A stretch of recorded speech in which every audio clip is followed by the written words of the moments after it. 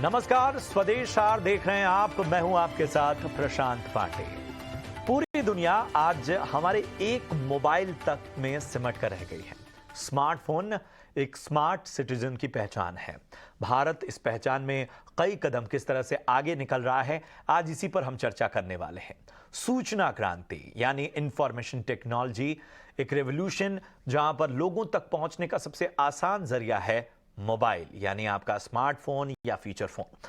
और भारत जैसे देश के लिए लोगों के बीच तेजी से बढ़ता मोबाइल का इस्तेमाल न सिर्फ डिजिटाइजेशन के लक्ष्यों को पूरा करता है, साथ ही मोबाइल मैन्युफैक्चरिंग में भी अब भारत फेवरेट बनता जा रहा है, क्योंकि इतने सारे कंज्यूमर हो गए हैं और सभी को चाहिए, जितने ऐप मैन्युफैक्चरर हैं उन सभी को चाहिए कि साहब एक किफ़ायती दाम में, एक कॉस्ट इफेक्टिव माहौल में, बेहतर टैलेंट के साथ जो है वो इस मशीन, इस डिवाइस को लोगों तक पहुंचाया जाए। एप्पल पहले से ही भारत में आईफोन बना रही थी और अब उसने प्रोडक्शन रफ्तार बढ़ाने के लिए मेगा प्लान बनाया है। एप्पल की सहयोगी फॉक्सकॉन $700 मिलियन के नए निवेश की तैयारी कर रही है। नए प्लान से भारत में आईफोन का प्रोडक्शन बढ़ाने में काफी मदद मिलेगी। इसके साथ ही सैमसंग भी नया प्लांट लगाने जा रहा है। ये कंपनियां पहले चीन को अपने फेवरेट स्पॉट के तौर पर देखती थी, जहां वो मैन्युफैक्चरिंग करती थी। अब शिफ्ट हो रहा है फोकस, और ये फोकस शिफ्ट हो रहा है भारत पर। वजह है चीनी सरकार की नीति और अमेरिका से उसका बढ़ता तनाव और संघर्ष। अमेरिका ने चीन पर निर्यात को लेकर जो नई पाबंदियां लगाई हैं, उसने कंपनियों को दूसरा डेस्टिनेशन ढूंढने पर मजबूर कर दिया है, और ये डेस्टिनेशन बनकर उभर रहा है भारत। और आज इसी पर हम जरा विस्तार से चर्चा करेंगे। हमारे साथ दो बेहद खास मेहमान इस चर्चा में जुड़ रहे हैं। सबसे पहले परिचय आपका करा दूं। हमारे साथ हैं अरुण मिश्रा, जो कि सीईओ हैं बिज ब्रॉली से, और हमारे साथ हैं नवनीत पाठक साहब, जो कि नेशनल जॉइंट जनरल सेक्रेटरी हैं all India mobile retailers association से। आप दोनों का बहुत बहुत स्वागत। अरुण जी, सबसे पहले मैं आपके पास आना चाहूँगा। पहली बात तो ये बताएं कि थोड़ा बिग पिक्चर व्यू अब लेने का मन करता है, क्योंकि पिछली दफ़ा मुझे याद है जब हम चर्चा कर रहे थे तो हम संभावनाओं की चर्चा कर रहे थे, हम उन खबरों की चर्चा कर रहे थे जिसमें सिर्फ ये कयास लगाए जा रहे थे कि हो सकता है कि एप्पल शिफ्ट हो और बड़े निवेश की तैयारी हो। अब तस्वीर बदल चुकी है। लास्ट के कुछ सालों में हम अपने राजस्व का बड़ा हिस्सा फॉरेन करेंसीज पर भी खर्च करते थे, क्योंकि बल्क ऑफ इलेक्ट्रॉनिक और ख़ासतौर पे मोबाइल जो है उनमें हम इंपोर्ट हमारा ज़्यादा था। अब तस्वीर बदल रही है। क्या ये ट्रेंड समय से पहले दिखने लगा है, क्योंकि पहले हम जब चर्चा कर रहे थे तो हम संभावनाओं की चर्चा कर रहे थे, या जो प्रोजेक्शन आप जैसे इंडस्ट्री के दिग्गज और पूरी इंडस्ट्री में जिस तरह की चर्चा थी, ये उसी लाइन पर है? क्योंकि कहा यह भी जा रहा है कि इस फील्ड में साइज ऑफ द अपॉर्चुनिटी इतनी बड़ी है कि बहुत कुछ होने वाला है। नहीं, आपने एकदम सही कहा है कि जो पहले से हमने गेस किया था, जो हमने सोच रहे थे कि जो होगा एक्सपेक्टेशन के अकॉर्डिंग ही है। और इसमें कुछ चीजों ने हमें बहुत हेल्प की है। मैं हाईलाइट करना को, आपने भी मेंशन किया कि जो अभी पॉलिसीज हैं, जो डिफरेंसेस बिटवीन चाइना, बीजिंग और पेंटागन के बीच में, और बीजिंग और वाशिंगटन के बीच में जो प्रॉब्लम्स हैं, उसके कारण ये बहुत बड़ा शिफ्ट आया है और इसने हमें हेल्प किया है। प्लस इसके अलावा भी दो तीन रीजन है। एक, कोविड के कारण जो पैंडेमिक के से बाद से जो चाइना पे एक ट्रस्ट फैक्टर कम हुआ है, ये एक बहुत बड़ा रीजन है उसका। और प्लस ओवरऑल जो चाइना की जो पॉलिसीज हैं और हमारी जो पॉलिसीज हैं, प्लस ये जो यूक्रेन वॉर के कारण यूक्रेन से जो इलेक्ट्रॉनिक्स आने में जो प्रॉब्लम हुई है, तो उस इन सारे चीजों के कारण हम ये कंपनियां अब एक दूसरा बेस ढूंढ रही हैं। और उन दूसरे बेस में दो ही चीज हैं। वन, एक हम इंडिया, और दूसरा वियतनाम। जो वियतनाम भी एक बहुत बड़ा सेंटर बन के उभर के आया है, और ये हमारे लिए एक चैलेंज भी है। तो in because of these factors हम हमारे पास प्रोडक्शन की आ रही है, हमारे पास कंपनीज आ रही हैं। सैमसंग ने नोएडा में सबसे बड़ा मोबाइल प्लांट एस्टेब्लिश किया है।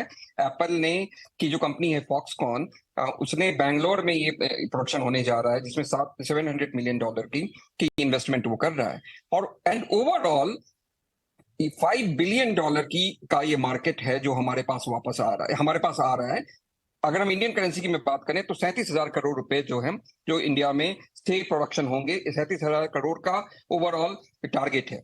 अब इसमें ये केवल हम रेवेन्यू की बात नहीं करें, एक तो overall confidence in make in India program जो है, उस पर जो हमारा कॉन्फिडेंस है वो आपको मैं एक चीज बताना चाहूंगा, मेक इन इंडिया में के अंतर्गत जितने फोन बनते हैं उसका 75% शेयर एप्पल फोन को जाएगा। जब ये प्रोडक्शन स्टार्ट हो जाएगा उसके बाद 75% मेक इन इंडिया फोन्स में एप्पल ही होगी, 75%। तो ये एक बहुत बड़ा शिफ्ट है। जो एप्पल इंडिया में 5% से कम अपने फोन्स बनाता था, इसके बाद वो 15%, 10 से 15% एप्पल फोन का शेयर यहाँ होगा इंडिया में। And overall make in India में 75% एप्पल का कंट्रीब्यूशन होगा। एंड इसके कारण जॉब्स भी आएंगी, इसके कारण हमारे ओवरऑल जो कंस्ट्रक्शन इंडस्ट्री है, चाहे वो नोएडा हो चाहे वो बैंगलोर हो, वहां पे होगा। और जो इसका मैं आपको एक और चीज बताना चाहूंगा, ये फॉक्सकॉन की एक पैरेंट कंपनी है हॉर्नवाई प्रोडक्शन।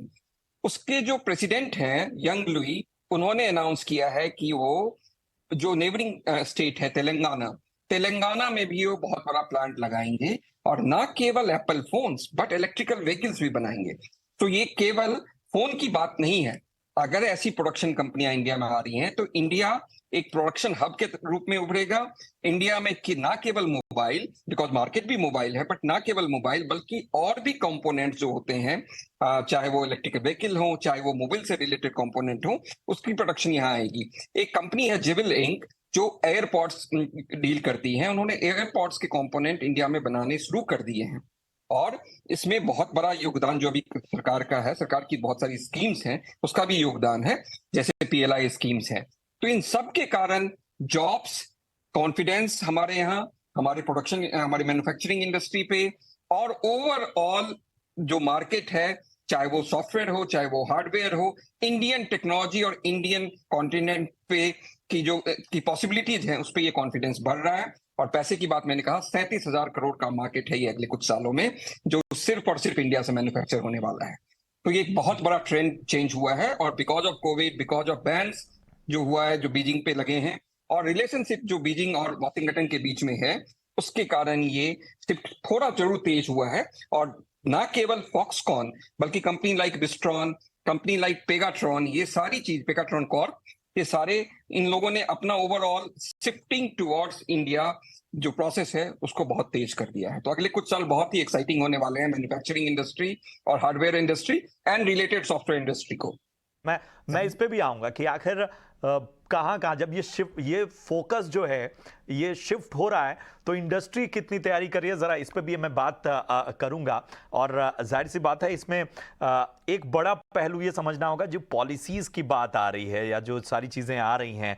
और नवनीत जी, मैं आपसे समझना चाहूँगा कि क्या वो फैक्टर्स हैं जो इंडस्ट्री के लिए इस तरह से तेज़ी से दौड़ने में उसे मदद कर रहे हैं? क्या वो सरकार की पीएलआई स्कीम्स हैं या इस फोकस शिफ्टिंग से जो चीज़ें उभर के आई हैं उसका फ़ायदा सहज तौर पर मिल रहे हैं, या इस दौड़ के लिए जो हमारी लंबे समय से तैयारी चल रही थी आज उसका एक रिजल्ट हमें अपॉर्चुनिटीज़ के तौर पर नज़र आ रहा है? जी, मैं एक ही बात बोलना चाहूँगा। India is known as one of the technical prowess. हमारे यहाँ पे डेवलपमेंट जिस तरीके से हो रहा है, हमारे यहाँ पे टेक्नोलॉजी किंग्स हैं। हमारे यहाँ का जो staff is a wrong word, basically जो हमारा एजुकेशन लेवल है, जिस तरीके से हमारी टेक्निकल टीम्स निकल रही हैं, वर्ल्ड के ग्लोबल लेवल पे लीड कर रही हैं। और जब आज बात आती है तो इसमें सबसे बड़ा रोल गवर्नमेंट ऑफ इंडिया का जो मेक इन इंडिया इनिशिएटिव है उसके ऊपर है। It is the policy that defines how the industry is going to do. And in fact, it is a very good news for all the Apple lovers, not only in India but across the Southeast Asia. जो आज तक हम लोग जो product लेते थे, Apple make in India बन रहा था, लेकिन that was the old models which were coming in. और आपने रिसेंटली पढ़ा भी होगा कि when it came to the pro models and the higher end models, we were not able to get those models from India. There was always a shortage. तो क्या हो रहा था कि इससे ना तो लोग अपना जो चाहत वाला प्रोडक्ट है वो ले पा रहे थे, दे वर ऑलवेज डिपेंडेंट ऑन, कहते हैं ना कि एक imported kind of products also उसके ऊपर डिपेंडेंट थे। और उसका कहीं ना कहीं हमारी इकोनॉमी के ऊपर भी नेगेटिव इम्पैक्ट पड़ता था, because that was an import. But this move will certainly create ways for the economy to develop. Export होगा तो ऑब्वियसली बात है, there will be a revenue which will be coming in. And I must say इसके अंदर सबसे बड़ा जो role play किया गया है, that is make in India initiative and the PLIs which are playing a major role. और technically तो we have ample amount of people, and I think India is well equipped to take the next leap. This is the best time And it is the opportunity which has been utilized at whatever challenges which were there in the international market globally, be it the Ukraine war, the Chinese and the American counterpart जो issues चल रहे हैं. And that's the best time. एक right time पे एक right move लिया गया and this is the result we are seeing. And इसका मुनाफा, इसका बेनिफिट पूरी रिटेल ट्रेड को होगा, इंडस्ट्री को होगा, इंडिया को होगा, और सबसे बड़ी चीज हमारे कंज्यूमर को होगा. He will be getting the best offers, not only from Apple but also from Samsung who has been doing the major manufacturing in India. तो जब दो बड़े दिग्गज यानी कि एक iOS वाला और एक हमारा एंड्रॉयड वाला जो आज की डेट में टेक्नोलॉजी को चलाते हैं, एक साथ हमारे यहाँ मैन्युफैक्चर होंगे, 100% इकोनॉमी डेवलप होगी and there will be a technical development. That's a very good move. Welcome. बिल्कुल, बहुत बहुत एक और जो आशावादी नज़रिया लगातार भारत का रहा है, और हमने देखा कि जो एक क्राइसिस सिचुएशन थी उसमें भी जो था कि हमने डिजिटाइजेशन को जिस तरह से अपनाया और पूरी दुनिया इसकी बात कर रही है, पूरी दुनिया के बड़े बड़े संस्थान जो हैं एक तरह का वैलिडेशन दे रहे हैं, और यही वजह है कि हम टेक्नोलॉजी के फ्रंट पे और जिस तरह से आज हम मोबाइल मैन्युफैक्चरिंग की बात कर रहे हैं उसमें हम कई कदम आगे निकल रहे हैं. एक चीज़ अरुण जी मैं आपसे समझना चाहूँगा कि ये तो बात हो गई अपॉर्चुनिटीज़ की, ये तो बात हो गई निवेश की. इसको मैच करने के लिए इंडस्ट्री कितनी कसरत कर रही है? कौन कौन से वो फ्रंट हैं जहां पे आपको लग रहा है कि थोड़ा और तेज दौड़ने की ज़रूरत है, जहां काम करने की ज़रूरत है? जरूर. सो पहली बात, जैसे हम मेक इन इंडिया की बात हम कर रहे थे, मेकिंग इन इंडिया के कारण हम इंडस्ट्री पहले से इन चीजों के लिए बहुत प्रिपेयर है. अभी जब से हमने ये चाइना के साथ प्रॉब्लम देखी है, कोविड के बाद जो शिफ्ट हुआ है हमारे टुवर्ड्स, उन चीजों को देख के, एंड स्पेशली अब जब यूक्रेन वॉर के कारण और प्रॉब्लम्स आनी शुरू हुई हैं, तो इंडस्ट्री पहले से काफी इसके लिए प्रिपेयर है. जो सेमीकंडक्टर, इंडिया की सेमीकंडक्टर इंडस्ट्री है, उसका एम्बिशन बहुत बड़ा रहा है शुरू से, बट चाइना और यूक्रेन के कारण वो चीज हम कभी भी अभी तक फुलफिल नहीं कर पा रहे हैं. बट जो ये शिफ्ट आया है उसके कारण जो सेमीकंडक्टर इंडस्ट्री है यहाँ पे, ना केवल मोबाइल फोन और बाकी चीजें, जो सेमीकंडक्टर इंडस्ट्री है वो भी काफी प्रिपेयर थी इसके लिए, और उनको भी 5 बिलियन से ज्यादा उनका टारगेट है इसको वहां वो मार्केट लाने के लिए, अगर हम रेवेन्यू के टर्म्स में बात करें. अगर आपको मैं सैमसंग की बात बताऊं, सैमसंग इंडिया ने पहले से सिर्फ पेरम्बतूर जगह पे 1500 करोड़ रुपए की एक दूसरी फैक्ट्री पहले से लगाई है, तो जो उन्होंने लास्ट ईयर 2022 में ही अनाउंस की थी. तो हम अगर इंडस्ट्री प्रिपेयर्डनेस की बात करें, चाहे वो स्टाफ हो, चाहे वो ट्रेंड स्टाफ हो, चाहे वो जो इंडस्ट्रीज के दिग्गज हैं उनकी रेडीनेस हो, वो सब पहले से मार्केट को हमसे आपसे ज्यादा भापते हैं, और हमसे आपसे ज्यादा पहले उससे उनकी प्रिपरेशन स्टार्ट हो जाती है और वो तैयार है. और तभी जब हम ये अनाउंसमेंट सुनते हैं तो हमें ये पता होना चाहिए कि ये अनाउंसमेंट तो बहुत बाद में आएगा, इससे पहले बहुत ही ग्राउंड वर्क हो चुका है. तो ये ग्राउंड वर्क के लिए कर चुके हैं ये लोग, और अभी आप और भी बहुत सारी अनाउंसमेंट देखेंगे 2023 में, स्पेशली इलेक्शन ईयर है तो आप वैसे भी अनाउंसमेंट देखेंगे.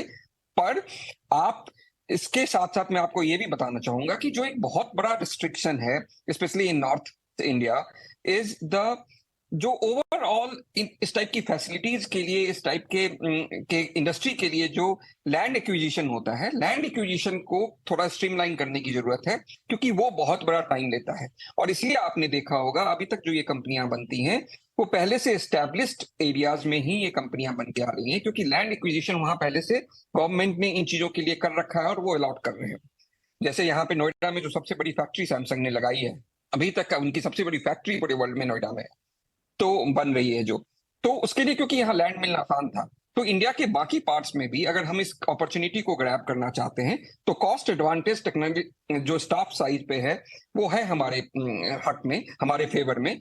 लेकिन हमें अपने processes, land acquisition and then approvals, PLI की भी बात कर रहे हैं, जो प्रोडक्शन लिंक इंसेंटिव स्कीम्स हैं, वो हमें कंपनी टू कंपनी वो चीजें पास होती हैं, ईयर्स टू ईयर्स पास होता है. तो उन चीजों में भी थोड़ी सी क्लैरिटी लाने की जरूरत है. तो इस बजट में भी हुआ है, आगे भी जो बजट्स आने वाले हैं, इन सारी चीजों में इन चीजों को थोड़ा और स्ट्रीमलाइन करने की जरूरत है, ताकि हम ये जो ओवरऑल अपॉर्चुनिटी हमारे पास आई है हम उसको लूज ना कर दें. एंड आफ्टर दैट जब ये इंडस्ट्री यहाँ आ रही है तो हमें इनका प्रोडक्शन, ऑल दो उनके अपने क्वालिटी चेक्स होते हैं, हमें अपने पास उस टाइप के ट्रेन्ड मैन पावर को भी, जो स्किल जो प्लान्स हैं उसको भी फास्ट करने की जरूरत है, ताकि semiconductor industry, mobile industry, software industry से रिलेटेड जो सॉफ्टवेयर होंगे वहां पे ट्रेंड स्टाफ मिल सके, वहां पे क्वालिटी इंडस्ट्री, जो क्वालिटी चेक्स होते हैं इन फोन के, तो उन सब के लिए ट्रेंड स्टाफ उनको मिल सके।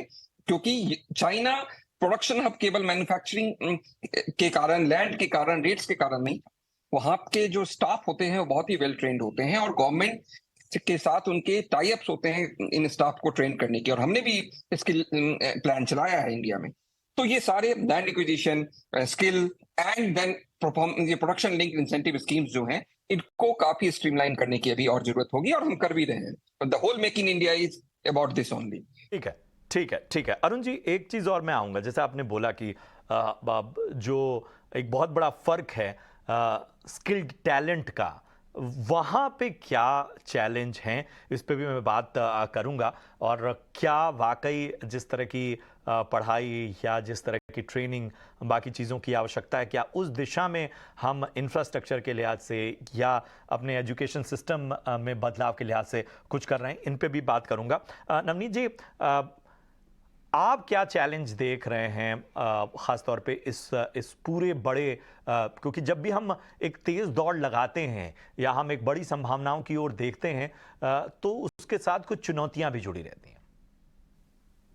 सर देखिए, चुनौतियां तो हर काम में आती हैं, जो भी नया शुरुआत होता। In fact let me tell you, जैसे अभी सौरभ जी बोल रहे थे, सौरभ सॉरी अपने सर बोल रहे थे, उसमें सबसे बड़ी चीज ये कि government has been working on it since 2017। ऐसे ही एप्पल और सैमसंग कंटिन्यूसली वर्क करते आ रहे हैं, तो उनका homework ready. And the best part about this, हम उस सिचुएशन को पार कर चुके हैं with the major big business houses like Tata, Vedanta. They are coming into the manufacturing spree with Apple and other things. It is a clear indication कि path बहुत clear हो चुका है, and the government is also supporting all those moves. तो मुझे लगता नहीं कि बहुत ज्यादा कहीं पे issues आएंगे until unless there is some kind of a external environmental issues which come in with the political issues which come in with the relationship with the other countries. Otherwise मुझे लगता है कि India is very much well equipped. It will take its own time. जितना जल्दी होगा वो हमारे लिए अच्छा रहेगा. But I don't see any hurdles anymore with respect to the manufacturing coming up in India, and that will be certainly be suitable. मैंने आपको बताया टाटा आ रखा है. Tata is already invested into it. They are manufacturing their other activities. Vedanta invested into some semiconductor plants and all that. तो हमारी पीछे preparedness, जितनी भी इंडस्ट्री के लोग मिलकर के काम कर रहे हैं और पीछे होमवर्क कर रहे हैं, I think they are well ready with the collaborations across the globe. Be it Vietnam or any other places, be China, be US or the other technically advanced countries, तो उसके साथ उनका रेडीनेस प्लान अवेलेबल है, and मुझे लगता नहीं उसमें कोई ऐसा कोई हिंड्रेंस आना चाहिए. बहुत ज्यादा टेक्निकल इश्यूज नहीं लग रहे हैं. बिल्कुल बिल्कुल बिल्कुल। अरुण जी, अगर हम अगर स्किल्ड टैलेंट को देखें और उनको बेहतर तरीके से ट्रेनिंग की बात करें, बहुत छोटे स्तर पे हम बात करें, क्या चीज़ें हो रही हैं और आपको क्या लगता है, क्या हमारी जो शिक्षा प्रणाली है उसमें कुछ एडवांसमेंट की ज़रूरत है, वहाँ पर एक बड़े बदलाव की ज़रूरत है, या इस तरह की जो प्रक्रिया है जिसमें टैलेंट जिस तरह का चाहिए, स्पेसिफिक टैलेंट चाहिए, उसे हम आगे चल के भी ट्रेन कर सकते हैं?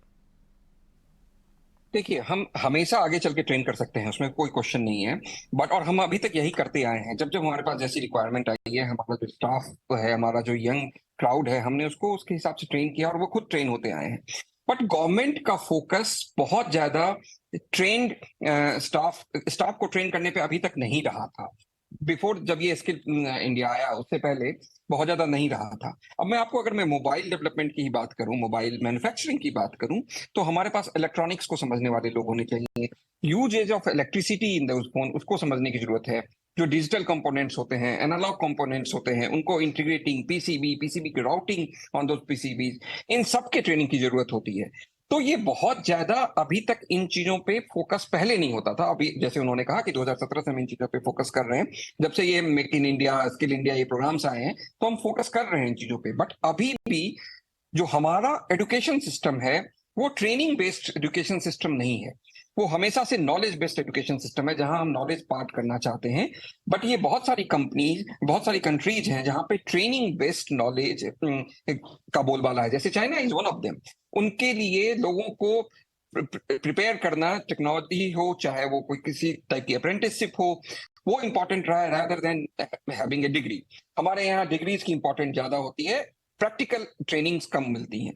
तो हमें उस पर फोकस करने की जरूरत है, केवल अभी के प्लान के लिए नहीं, केवल अभी की अपॉर्चुनिटीज के लिए नहीं, बट ये फैक्ट्रीज अगर इंडिया में आ रही है तो अभी आपको मैं बताऊं, जब ये एप्पल ने अनाउंस किया है तो ये कयास लगाए जा रहे हैं कि 1 लाख से ज्यादा जॉब्स क्रिएट होंगे। जो कि, और मैं आपको बताऊं, फॉक्सकॉन की जो हांगकांग में जो कंपनी यूनिट है उसमें 2 लाख लोग काम करते हैं एक यूनिट में। तो हमारे पास भी ये 1 लाख से 2 लाख और 4 लाख चीजें होंगी। नोएडा में जो सैमसंग की फैक्ट्री है वहां भी बहुत सारे लोग एम्प्लॉयड होंगे। और ये आज ही नहीं, आज से 10 साल बाद भी, 5 साल बाद भी, 15 साल बाद भी उनको ट्रेन मैन पावर की जरूरत होगी। तो हमारे स्किल इंडिया का प्लान, हमारे स्कूल कॉलेजेस के जो प्लान है उनमें ट्रेनिंग को इंपॉर्टेंस देने की जरूरत है। और training in electronics, training in semiconductor, training in like ऐसे पीसीबी, राउटिंग, एनालॉग, इस टाइप के जो इंडस्ट्री का ट्रेंड है, जहां सबसे ज्यादा जॉब क्रिएट हो रही है वहीं सबसे ज्यादा ट्रेनिंग की जरूरत है, जिसपे हमारा ट्रेडिशनली फोकस कम रहा है। जरूर हमने पिछले कुछ सालों में काफी, जब से ओपन हुआ इंडियन इकोनॉमी, फिर अभी जब से हमने स्किल इंडिया स्टार्ट किया है और हमने मेक इन इंडिया किया है, तो उसमें फोकस जरूर है, बट उस फोकस को बहुत ज्यादा आगे करने की जरूरत और है थोड़ा और एग्रेशन बहुत इसमें ज्यादा चाहिए। स्पीड अप करने की जरूरत है। जी बिल्कुल बिल्कुल। एक सवाल और इसी से जुड़ा हुआ है कि जब आप अपॉर्चुनिटी की बात करते हैं, जब हम आगे का एक पर्सपेक्टिव लेते हैं, अगले 10 साल में ये कहा जा रहा है कि पूरी दुनिया की मोबाइल मैन्युफैक्चरिंग का 50% से ज़्यादा हिस्सा भारत में आ सकता है। अगर हम इस बड़ी पिक्चर को देखते हैं तो हम कितनी बड़ी संभावनाओं की ओर देख रहे हैं। और जब आप नौकरियों की बात करें तो कितनी कैपेसिटी है, कितने इस पूरे सेक्टर में और भारत के लिहाज से नौकरियों की या अवसरों की। देखिए, 5 ट्रिलियन जो हमारा ओवरऑल एम है कि हम 5 ट्रिलियन डॉलर इकोनॉमी बने। तो अगर मैं आपको बताऊं तो सैमसंग और एप्पल के जो ये अनाउंसमेंट हुई है, अगर आप इनसे लोगों से बात करें तो पहला रिएक्शन यही आता है कि जो ओवरऑल हमारा सपना है 5 ट्रिलियन डॉलर इकोनॉमी बनने का, वो हम इस टाइप की अनाउंसमेंट से हम उसके बहुत नजदीक जा रहे हैं। जैसे अगले 1-1.5 साल 2 साल में ही हम 37,000 करोड़ की बात कर रहे हैं because of Samsung and Apple related products.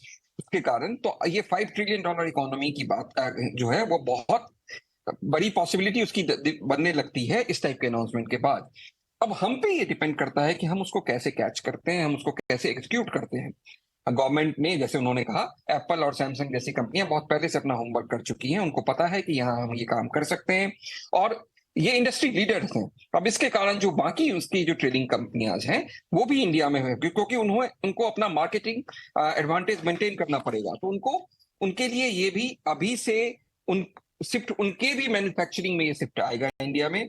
और ये अपॉर्चुनिटीज मैन्युफैक्चरिंग सेक्टर में, रियल एस्टेट में, सॉफ्टवेयर में ऑलवेज, और उससे रिलेटेड जितने भी इंडस्ट्रीज हैं उन सब में ये बूस्ट दे आएगा और उसके कारण ओवरऑल इकोनॉमी भी इंप्रूव होगी। तो अपॉर्चुनिटीज है, हम ग्रैब कर सकते हैं।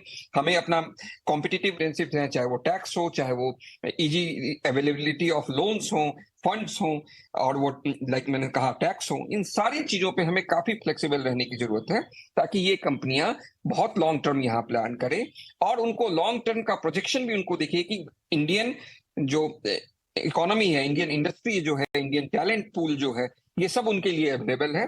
तो हमें टैलेंट हब बन के दिखाना है। अभी तक हम केवल सॉफ्ट टैलेंट हब बने हैं, अब हमें हार्ड टैलेंट हब भी बनना है और ये एक बहुत बड़ा मौका है हमारे लिए। बिल्कुल, ग्रेट इनसाइट सर, बहुत बहुत अहम बातें आपने कही हैं। और एक आखिरी सवाल मैं नवनीत जी आपसे लूँगा। 5G टेक्नोलॉजी को लेकर पूरी दुनिया में बात हो रही है, खुद बिल गेट्स ने अभी हाल ही में तारीफ की। और इस क्रांति के बाद किस तरह का जंप हम इस सेक्टर में देख सकते हैं, किस तरह की संभावनाएं देख सकते हैं?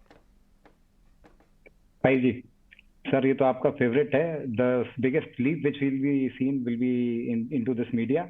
आप लोग सब कुछ वर्चुअली देख रहे होंगे। 5G will be the fastest one. It will be something like हम वर्चुअली आमने सामने बैठे हैं, वैसे अभी भी बैठे, but that is on the slower networking.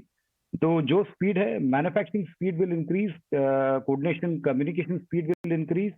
जब ये चीजें इंप्रूव होती हैं तो ऑटोमेटिकली जो होता है उसकी जो केपेबिलिटी होती है, कैपेसिटी होती है किसी भी मैन्युफैक्चरिंग प्लांट की या इंडस्ट्री की, वो ऑटोमेटिकली दुगनी चौगनी हो जाती है। And this is what is going to take us to AI को और डेवलप करने में हेल्प करेगा। And next generation technology will arrive which is now dearer, which will help in education development. Sir ने जैसे स्किल डेवलपमेंट बोला, तो बहुत सारी चीजें ऐसी अवेलेबल होंगी जो आपके घर में अवेलेबल होंगी, आपको बाहर भी जाने की जरूरत नहीं पड़ेगी। आपको किसी से जाने, बहुत सारा काम तो आप बैठ करके यहीं से दुनिया के ग्लोबली जो करते हैं, जिसमें अभी आपको मिनटों लगते हैं, विल बी हैपनिंग इन, कहते हैं ना, विद इन सेकेंड्स। और जब ये 5G आएगा, so it will be a real turnaround, and India is one of the biggest centers and the biggest hubs for 5G because of the population and the readiness of all the players who are playing as of now. It makes us again one of the strongest contenders across the globe.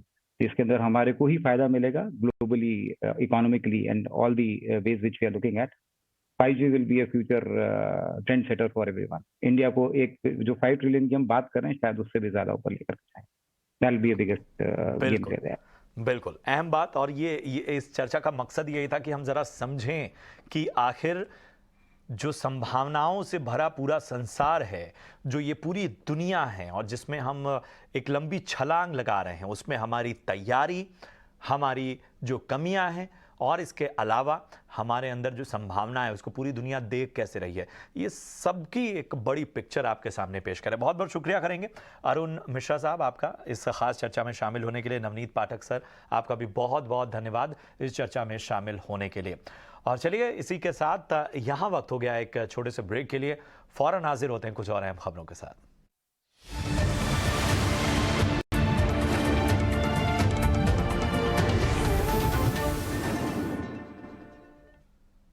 स्वागत है आपका break के बाद और चलिए बढ़ते हैं अगली खबर की ओर। बीपीसीएल का विनिवेश अगले आम चुनाव से पहले होने की उम्मीद नहीं है।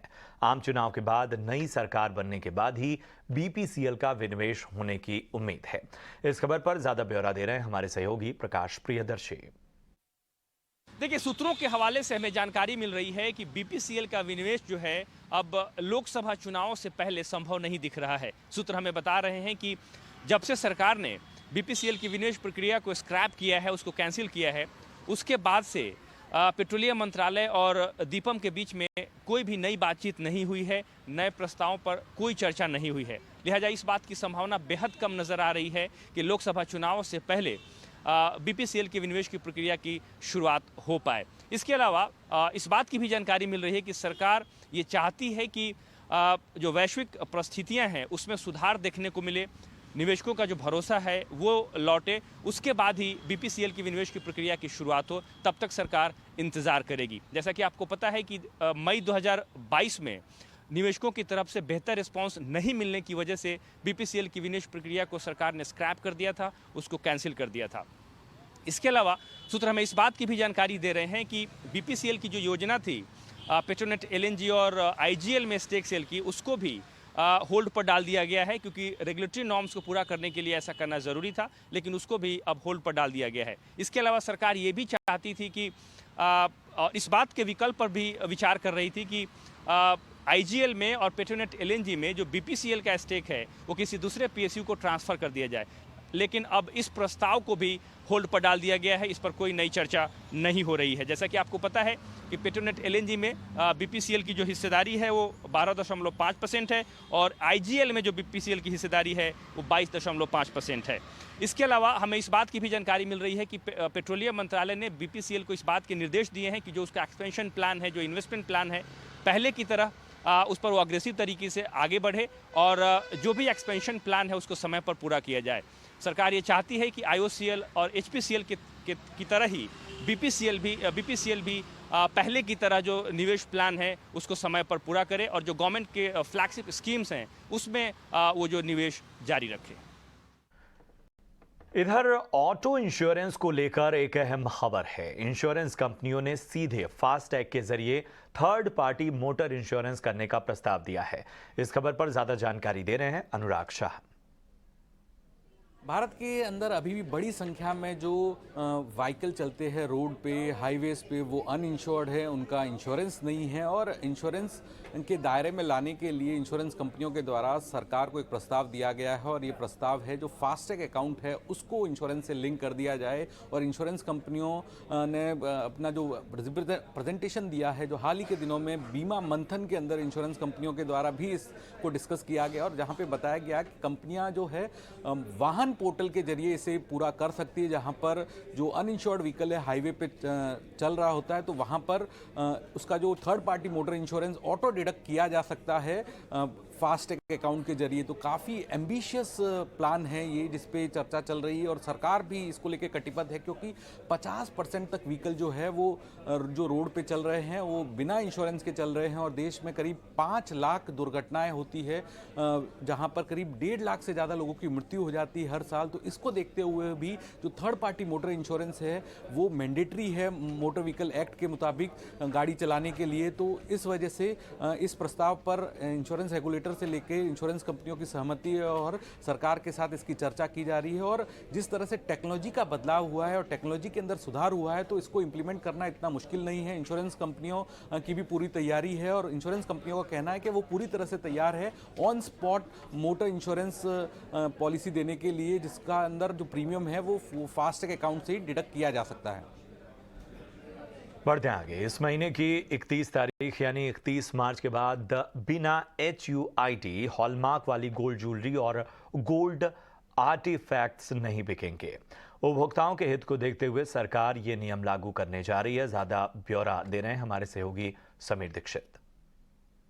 ग्राहकों के हितों की रक्षा करने के मकसद से सरकार ने बड़ा फैसला लिया है। ये फैसला गोल्ड आर्टिफैक्ट, गोल्ड ज्वेलरी और गोल्ड ऑर्नामेंट से जुड़ा हुआ है। दरअसल फैसला ये है कि 31 मार्च 2023 के बाद कोई भी गोल्ड ज्वेलरी या गोल्ड आर्टिफैक्ट अगर उसमें 6 अंकों का HUID नंबर नहीं है तो उसकी बिक्री नहीं हो सकती। यानी कि अगर आप 31 मार्च 2023 के बाद अगर कोई गोल्ड ज्वेलरी खरीदते हैं तो ये ज़रूर देख लें कि उसमें 6 अंकों का HUID नंबर होना चाहिए, और अगर नहीं होता है तो ऐसी बिक्री ना दुकानदार कर पाएगा और आपका खरीदने के लिहाज से भी ये ठीक नहीं होगा। इसके पीछे सरकार का तर्क ये है कि 6 HUID नंबर से होने से ये होगा कि स्पष्टता रहेगी और किसी तरीके की धोखाधड़ी नहीं हो पाएगी।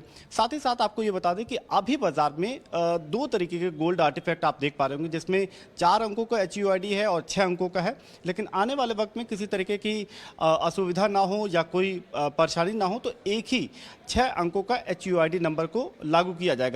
ये अल्फा न्यूमेरिक होगा, यानी कि इसमें अक्षर भी होंगे और नंबर्स भी होंगे। तो ये अल्फा न्यूमेरिक 6 डिजिट का HUID नंबर होगा, यूनिक आइडेंटिफिकेशन नंबर, जो कि गोल्ड ज्वेलरी या आर्टिफैक्ट पे अंकित होगा और उसकी बिक्री 31 मार्च 2023 के बाद अनिवार्य कर दी गई है। आंकड़े ये भी बताते हैं कि पूरे देश भर में 1300 से ज़्यादा हॉल मार्किंग सेंटर हैं। हॉल मार्किंग को पहले ही अनिवार्य किया जा चुका है और अब सरकार इस 6 अंकों के HUID नंबर को अनिवार्य करके ये भी देखेगी कि किसी तरीके की दिक्कत या धोखाधड़ी ग्राहकों के साथ ना हो पाए। और इधर देश में बिजली की भारी मांग को पूरा करने के लिए सरकार गैस बेस्ड पावर प्लांट फिर शुरू करने की कोशिश में है। ज्यादा जानकारी दे रहे हैं प्रकाश प्रियदर्शी। देखिए, सूत्रों के हवाले से हमें एक्सक्लूसिव जानकारी मिल रही है कि ऊर्जा मंत्रालय ने गैस बेस्ड पावर प्लांट्स को रिवाइव करने के मकसद से एक काफ़ी इम्पॉर्टेंट मीटिंग की है। सूत्र हमें बता रहे हैं कि सारे स्टेक होल्डर्स के साथ ये मीटिंग की गई है, जिसमें इस बात पर चर्चा हुई है कि क्या NTPC के जो गैस बेस्ड पावर प्लांट्स हैं उनको रिवाइव किया जा सकता है, क्योंकि ऊर्जा मंत्रालय के एस्टीमेट के हिसाब से अप्रैल महीने में जो पीक आवर पावर डिमांड है वो 229 गीगावाट के आंकड़े को भी पार कर सकती है और इसमें और बढ़ोतरी देखने को मिल सकती है। लिहाजा इस पावर डिमांड को किस तरीके से पूरी की जाए उसको ध्यान में रखते हुए ऊर्जा मंत्रालय ने ये बैठक की है और ये रणनीति बन रही है कि क्या अप्रैल से मई महीने के बीच में शॉर्ट पीरियड के लिए ही सही इन गैस बेस्ड पावर प्लांट्स को रिवाइव किया जाए। सूत्र हमें बता रहे हैं कि इस बैठक में गेल NTPC के टॉप ऑफिशियल्स शामिल हुए हैं और मंत्रालय के भी टॉप ऑफिशियल्स इस बैठक में शामिल रहे, जिस पर इस मसले पर चर्चा हुई कि क्या गेल कम समय के लिए ही सही सफिशिएंट अमाउंट ऑफ गैस जो है वो इन पावर प्लांट्स को सप्लाई कर सकता है। साथ ही साथ उन पावर प्लांट्स की पहचान पर भी चर्चा हुई कि आखिर कौन से वैसे गैस बेस्ड पावर प्लांट्स होंगे जिनको रीस्टार्ट किया जाएगा और एडिशनल पावर जो है वो जनरेट किया जाएगा। जहां तक इन पावर प्लांट से जो गैस बेस्ड पावर प्लांट से जो पावर प्रोड्यूस होगा उसके कॉस्ट के सवाल है, जाहिर तौर पे नॉर्मल पावर से इसकी कॉस्ट ज़्यादा होंगी, लेकिन चिंता की बात इसलिए नहीं है क्योंकि CERC ने पहले से ही पावर एक्सचेंजेस पर हाई प्राइस सेगमेंट को मंजूरी दे दी है। जाहिर तौर पे इन पावर प्लांट से जो पावर निकलेंगे उन्हें एक्सचेंजेस पर बेचा जा सकता है। कॉस्ट तो ज़्यादा होगी, लेकिन सरकार को इस बात में मदद मिलेगी कि पीक आवर के दौरान एडिशनल पावर सप्लाई जो है वो की जा सकती है और पावर शॉर्टेज की स्थिति देश में नहीं होगी। बढ़ते आगे, हफ्ते के आखिरी कारोबारी दिन बाजार में तेजी लौट आई। अदानी स्टॉक्स की अगुवाई में निफ्टी 1.5% से ज्यादा की तेजी पर बंद हुआ। 50 में से 39 शेयरों में आज तेजी नजर आई। सेंसेक्स 900 और बैंक निफ्टी 862 अंकों की उछाल के साथ बंद हुआ। PSU बैंक इंडेक्स भी 5% की जोरदार छलांग के साथ बंद हुआ। अगर हफ्ते भर की बात करें तो PSU बैंक ने करीब 8% की तेजी दिखाई और सबसे ज्यादा सेक्टोरल गेनों से हुआ। निफ्टी मिड कैप और स्मॉल कैप ने भी 2 हफ्ते बाद इस हफ्ते अच्छा प्रदर्शन किया। इधर GQG पार्टनर्स के अदानी ग्रुप कंपनियों में निवेश के बाद आज अदानी ग्रुप के शेयरों में जोरदार तेजी दिखाई दी। अदानी एंटरप्राइजेस की बात करें तो इसके शेयर में करीब 17% का उछाल देखा गया। अदानी पोर्ट, अदानी ट्रांसमिशन और अदानी ग्रीन में भी जोरदार तेजी रही। ब्लॉक डील का असर सरकारी बैंकों के शेयरों में भी देखने को मिला। इस पर एक खास रिसर्च दे रहे हैं हर्ष। जी हाँ, तो लार्जर बैंकिंग सेक्टर को देखेंगे तो अराउंड 40% अदानी ग्रुप का एक्सपोजर इंडियन बैंक्स का है। अदानी ग्रुप का डेट अराउंड 2 लाख करोड़ पे है। इंडियन बैंक्स का एक्सपोजर अराउंड 80,000 करोड़ पे है। इसमें से around 32% out of 40% which is around 60,000 odd crore public sector banks का एक्सपोजर है और around 20,000 crore odd private sector banks का एक्सपोजर है। तो ये लार्ज ब्रेकअप है। जब हम ओवरऑल देखें कि प्राइवेट बैंक्स का जो लोन बुक है around 0.3% of FY24 loans Adani group का है, तो एक स्मॉलर कंपोनेंट है और PSU बैंक्स का 0.7% FY24 का लोन बुक का है। अब देखते हैं कि कौन से बैंक्स ने क्या एक्सपोजर्स हाईलाइट किए थे लास्ट मंथ। SBI ने बताया था कि अराउंड 27,000 करोड़ का उनका एक्सपोजर है अदानी ग्रुप का। PNB ने कहा था अराउंड 7,000 करोड़, दोनों फंडेड नॉन फंडेड कंबाइंड। और बॉब ने कहा था अराउंड 5,400 करोड़ का उनका एक्सपोजर है। जब हम axis bank, private sector banks में एक्सिस बैंक को देखें तो around 0.94% of total asset base का एक्सपोजर है एक्सिस बैंक का। इंडसइंड बैंक का around 0.85% of total asset base का है और IDFC फर्स्ट का around 0.5% of total asset base का है एक्सपोजर। तो लार्जली ये काउंटर्स में भी एक पॉजिटिव रैली आती हुई। बढ़ते आगे, जैसा कि हमने आपको बताया कि GQG पार्टनर्स के निवेश से अदानी ग्रुप के शेयरों में तेजी आई। GQG ने ब्लॉक डील के जरिए हिस्सा खरीदा और इस पर पूरी रिसर्च दे रहे हैं हमारे सहयोगी शरद दुबे। जी बिल्कुल, अदानी ग्रुप में जो है GQG ग्रुप ने जो है लगभग 15,500 करोड़ के स्टेक जो है overall Adani group of portfolios में लिए हैं और भारतीय मूल के जो राजीव जैन हैं वो इस कंपनी के जो है आप सूत्रधार कह सकते हैं, CIO हैं और प्रमोटर चेयरमैन सब हैं। इसके अलावा याद रखिए जो स्ट्रैटेजिक पोर्टफोलियो मैनेजमेंट है उसको भी ओवरलुक करते हैं। अब देखा जाए तो इनको परफॉर्मेंस भी मिला है, fund manager of the year भी मिला है 2023 में और वेबसाइट के मुताबिक जो है लगभग 10 कंट्रीज़ में जो है इनका एक्सपोजर है। टोटल जो इसका AUM साइज़ है लगभग $88 बिलियन का, मतलब 800 कंपनीज़ पे जो है टोटल निवेश किए हैं। लेकिन इस ब्लॉक डील में कौन से कंपनीज़ में जो स्टेक बढ़ाए हैं अदानी ग्रुप के, उस पर हम फोकस करेंगे। और यहाँ पे आप देखते हैं Adani enterprise, Adani ports, Adani transmission, Adani green energy, इन 4 स्टॉक्स में जो है स्टेक के जो है बढ़ाया गया है। आप स्क्रीन में देख सकते हैं लगभग 3% स्टेक एट एन एवरेज सारे कंपनीज़ में बढ़ाए गए हैं। लेकिन कौन है GQG के चेयरमैन, उनके बारे में डिटेल्स जानते हैं। उनका जन्म जो है भारत में हुआ था, 90s में उन्होंने MBA किया था मियामी यूनिवर्सिटी से और उसके बाद जो है 96 में वॉन्टेबल एसेट मैनेजमेंट में गए। अब वहाँ पे भी लीडरशिप स्किल्स के कारण जो है वो CIO बने 2002 में। लेकिन इम्पॉर्टेंट बात यह है कि 2016 में उन्होंने GQG की शुरुआत की है। हालांकि कंपनी US बेस्ड है लेकिन लिस्टेड ऑस्ट्रेलिया में है और 2021 में दमदार लिस्टिंग देखने मिली थी ऑस्ट्रेलिया में। लगभग $893 मिलियन का लिस्टिंग आया था। और इसके अलावा जो है कंपनियों में जो सस्ते भाव से एक्विजिशन करने के लिए जो है इनकी जो जान पहचान है। और आखिर में मैं कहूँगा कि जो इंटरनेशनल फंड है यहाँ पे उनका टोटल एक्सपोजर लगभग 40 से लेके 50 लार्ज कैप्स में है। तो ये है ओवरऑल पिक्चर GQG का और राजीव जैन जी का। और इधर IT सेक्टर के डिमांड और आउटलुक और हायरिंग ट्रेंड पर हमने टेक महिंद्रा के MD और CEO CP गुरनानी से खास बातचीत की। आइए दिखाते हैं कि उनका क्या कहना है। So, एक तो पहले टेक्नोलॉजी की बात करें, साइबर सिक्योरिटी, मेटावर्स, 5G और ब्लॉकचेन और वेब 3.0 इनकी डिमांड काफी बढ़ रही है। क्लाउड के अंदर ऑर्डर तो आए हैं, तो क्लाउड कंजम्पशन कैसे ड्राइव किया जाए उसके ऊपर काफी फोकस है। सेक्टर्स के अंदर इस वक्त जो है BFSI में इंश्योरेंस में डिमांड काफी हाई है।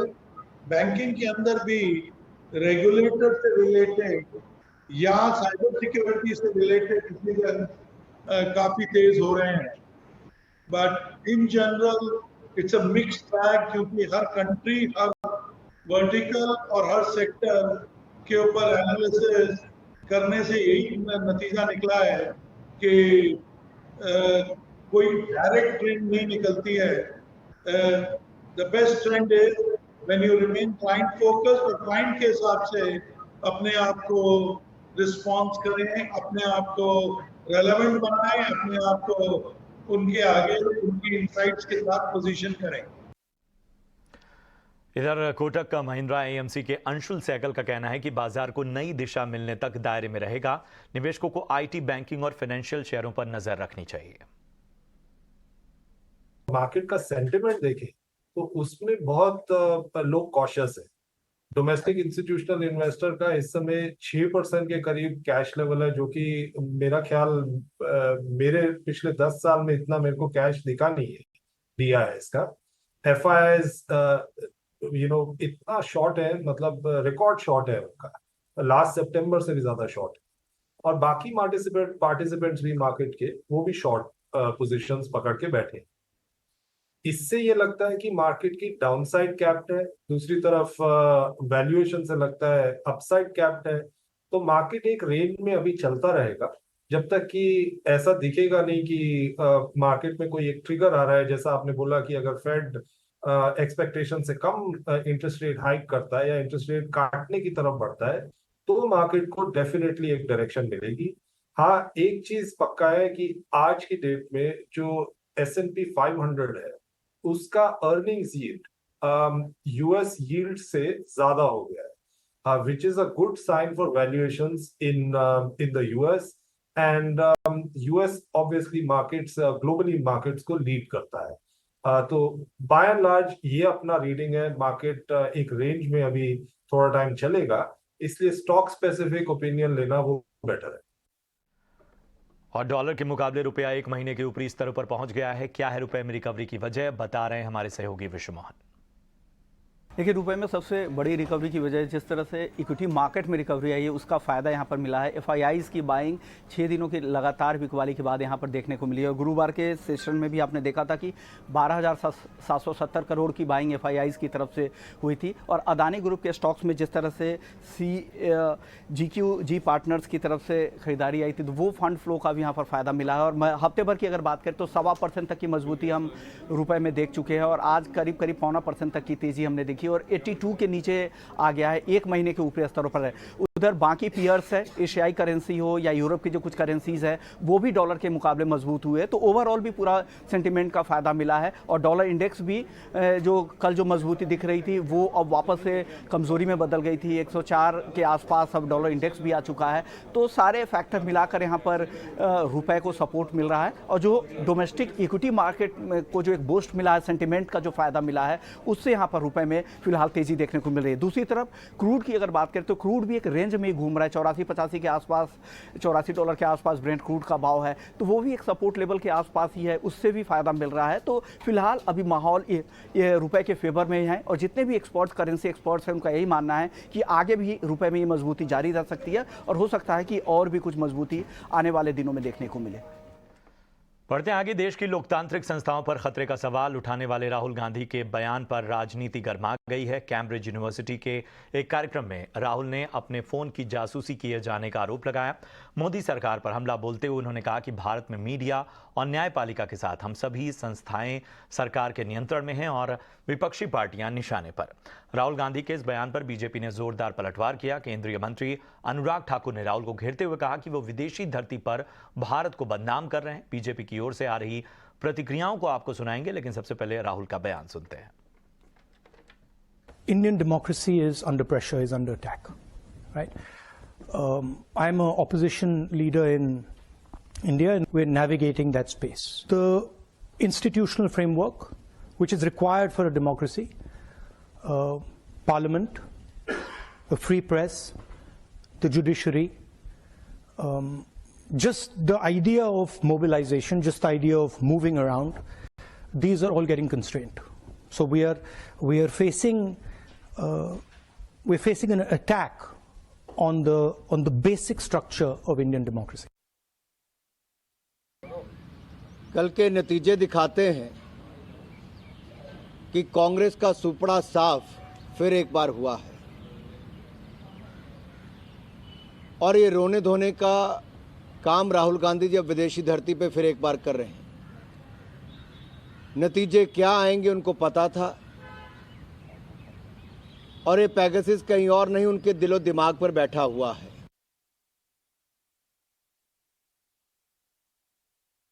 आईटी के मिनिस्टर्स हैं, कम्युनिकेशंस भी आपके पास हैं और जो अपोजिशंस लीडर हैं कैम्ब्रिज गए हुए हैं राहुल गांधी, उन्होंने कहा पैगासस को लेके आए और कहा कि उनके कुछ ऑफिसर्स ने उनको जिक्र किया कि उनके फ़ोन में पैगासस है।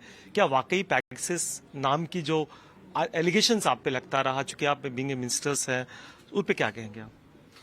वो रिकॉर्ड होता है ना, सुई वहां पे अटक गई उनकी। मतलब किस सेंस में, क्या मतलब वो थोड़ा सा अगर आप डिफाइन कर पाए बीइंग, क्या वाकई, चलिए वो पॉलिटिकल आप आरोप ना जवाब ना दे, लेकिन अगर हम उस पे पक्ष पे बात करें कि क्या वाकई लोगों की बातचीत की प्राइवेसी मेंटेन रहती है क्या, जो कम्युनिकेशंस की प्राइवेसी? 100%। अगर देश में टूरिज्म को बढ़ाना है तो छोटे बिजनेस को सपोर्ट करना होगा। पीएम मोदी ने टूरिज्म पर आयोजित वेबिनार में यह बात कहा कि भारत में टूरिज्म का दायरा बहुत बड़ा है और इसके विकास के लिए लॉन्ग टर्म स्कीम बनानी होगी। उन्होंने गांव को टूरिज्म का केंद्र बनाने पर जोर दिया। साथियों, भारत में हमें टूरिज्म सेक्टर को नई ऊंचाई देने के लिए आउट ऑफ द बॉक्स सोचना होगा और लॉन्ग टर्म प्लानिंग करके चलना होगा। गुजरात में पावागढ़ करके एक तीर्थ क्षेत्र है बड़ौदा के पास। जब वहां का पुनर्निर्माण नहीं हुआ था, पुरानी हालत थी, तो मुश्किल से 2000, 5000, 3000 इतनी संख्या में लोग आते थे। लेकिन वहां जीर्णोद्धार हुआ, कुछ इंफ्रास्ट्रक्चर बना, सुविधाएं बनी, तो उस पावागढ़ मंदिर के पुनर्निर्माण के बाद, नवनिर्माण के बाद करीब 80,000 लोग वहां औसतन आते हैं। यानी सुविधाएं बढ़ी तो इसका सीधा प्रभाव यात्रियों की संख्या पर पड़ा। टूरिज्म को बढ़ाने के लिए उसके सराउंडिंग जो चीजें होती वो भी बढ़ने लग गई है और ज्यादा संख्या में लोगों के आने का अर्थ है स्थानीय स्तर पर कमाई के ज्यादा अवसर, रोजगार, स्वरोजगार के ज्यादा मौके। और अब आपको दिखाते हैं माइक्रोसॉफ्ट के फाउंडर बिल गेट्स का जुदा अंदाज। बिल गेट्स ने केंद्रीय मंत्री स्मृति ईरानी के साथ मिलेट्स की खिचड़ी बनाई और बिल गेट्स का ये वीडियो सोशल मीडिया पर जमकर वायरल हो रहा है।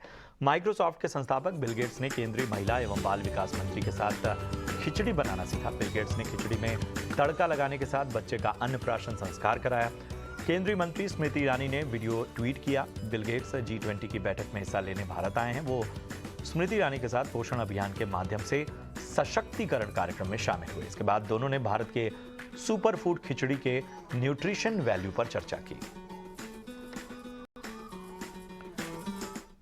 और अब बात साइबर फ्रॉड की, जिसमें हम आप नहीं बल्कि सेलिब्रिटीज भी अब इसमें फंस रहे हैं। साइबर ठगों के निशाने पर देश की बड़ी हस्तियां, जिनमें क्रिकेटर सचिन तेंदुलकर, महेंद्र सिंह धोनी समेत अभिषेक बच्चन और शिल्पा शेट्टी और सोनम कपूर जैसे बड़े नाम हैं वो भी आने लगे हैं। ठगों के इस गैंग ने जीएसटी डिटेल्स गूगल से हासिल की। पैन नंबर भी इसमें शामिल होता है, जिसके बाद उन्होंने खुद की तस्वीरें लगाकर फिर से पैन कार्ड बनवाया ताकि वीडियो वेरिफिकेशन में उनका लुक उनके पैन कार्ड पर मौजूद फोटो से मेल खा सके। इसके बाद पुणे की फिनटेक स्टार्टअप वन कार्ड से क्रेडिट कार्ड हासिल किए, लेकिन क्रेडिट कार्ड बनाने वाली इस कंपनी की शिकायत पर साइबर ठगों के गिरोह का भंडाफोड़ हुआ।